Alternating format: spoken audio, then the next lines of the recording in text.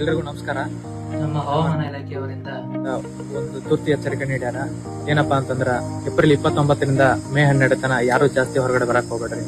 ಯಾಕಂತಂದ್ರ ಈ ಸಲ 45 ಡಿಗ್ರಿಕಿನ ಜಾಸ್ತಿ ಬಿಸಿಲಾಗೋ ಚಾನ್ಸ್ ಐತಿ. ಅಂದ್ರೆ ಪ್ರತಿ ಸಲ ಇರೋದಕ್ಕಿಂತ ಈ ಸಲ ಒಂದ್ ಸ್ವಲ್ಪ ಜಾಸ್ತಿನ ಬಿಸಿಲಾಗೋದದ. ಅದಕ್ಕೆ ಎಲ್ರು ಜಾಸ್ತಿ ಮನ್ಯಾಗೆ ಇರ್ರಿ.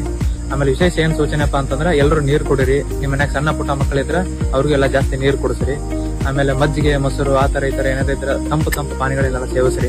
ಈಗ ಬಿಸಿಲಾಗ ಗ್ಯಾಸ್ ಇಡೋದಾಗ್ಲಿ, ಆಮೇಲೆ ಲೈಟರ್ ಇಡೋದಾಗ್ಲಿ, ಆಮೇಲೆ ಬ್ಯಾಟ್ರಿ ಅಂತ ಇಂಥವ್ ಏನಾರು ಇಡ್ತಿರ್ತಿಲ್ಲ, ಅವು ಈ ಸಲ ಬಿಸಿಲಿಗೆ ಫೈರ್ ಆಗೋ ಚಾನ್ಸಸ್ ಐತಂತ. ಅಂದ್ರೆ ಅಷ್ಟು ಪ್ರಮಾಣ ಬಿಸಿಲದ.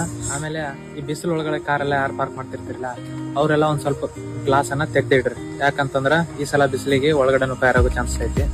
ಆಮೇಲೆ ಎಲ್ಲರ ಜರ್ನಿ ಮಾಡ್ಬೇಕಾರ ಟೈರ್ ಗಾಲಿಗಳನ್ನೆಲ್ಲ ಏರ್ ಎಲ್ಲ ಫುಲ್ ಮಾಡಕ್ ಹೋಗ್ಬೇಡ್ರಿ. ಒಂಚೂರು ಕಮ್ಮಿನೇ ಇಡ್ಲಿ. ಯಾಕಂದ್ರೆ ರನ್ನಿಂಗ್ ಒಳಗ ಒಂದ್ ಸ್ವಲ್ಪ ಟೈರ್ ಎಲ್ಲ ಬಿಸಿ ಆಗೋ ಚಾನ್ಸಸ್ ಇರ್ತದೆ. ಆಮೇಲೆ ಈ ಗಾಡಿಗಳಿಗೆಲ್ಲ ಪೆಟ್ರೋಲ್ ಹಾಕ್ತಿರ್ತಿಲ್ಲ, ಅದೆಲ್ಲ ಫುಲ್ ಎಲ್ಲ ಹಾಕ್ಸಕ್ ಹೋಗ್ಬೇಡ್ರಿ ಅಂತ. ಮನಿ ಐತೆ ಅಂತ ಅಂದ್ಕೊಂಡು ಎಲ್ಲಾರು ಎಸಿ ಎಲ್ಲ ಹಾಕ್ಸಿರ್ತಾರ.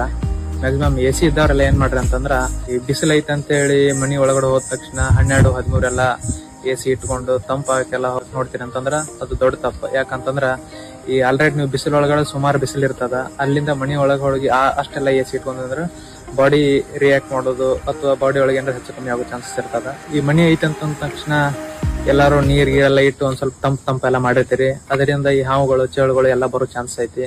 ಅದರಿಂದ ಒಂದ್ ಸ್ವಲ್ಪ ಜಾಗೃತರಾಗಿರಿ.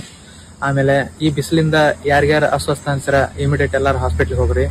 ಆಮೇಲೆ ಎಲ್ರು ಸ್ಟೇ ಸೇಫ್ ಆಗಿರಿ, ಎಲ್ರು ಆರಾಮಾಗಿರಿ. ಎಲ್ರಿಗೂ ನಮಸ್ಕಾರ, ಧನ್ಯವಾದಗಳು.